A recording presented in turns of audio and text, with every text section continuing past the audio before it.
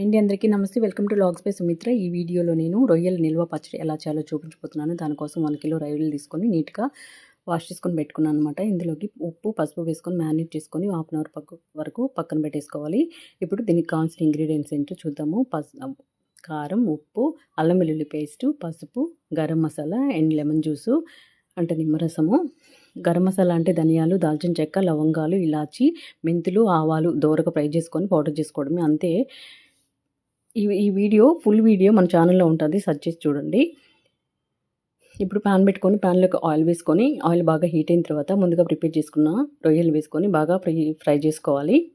ఇవి ఫ్రై అయిన తర్వాత అల్లం వెల్లుల్లి పేస్ట్ వేసుకొని బాగా ఫ్రై చేసుకున్న తర్వాత కారం, పసుపు అవసరం లేదు, ఉప్పు అండ్ ముందుగా ప్రిపేర్ చేసుకున్న పౌడరు, లెమన్ జ్యూస్ వేసుకొని అంతా మిక్స్ అయ్యే విధంగా మిక్స్ చేసుకొని ఒక నైట్ అంతా బయట పెట్టుకున్నాం అంటే మొత్తం అంతా అబ్జర్వ్ చేసుకుంటే తర్వాత ఫ్రిడ్జ్లో పెట్టుకొని స్టోర్ చేసుకోవచ్చు.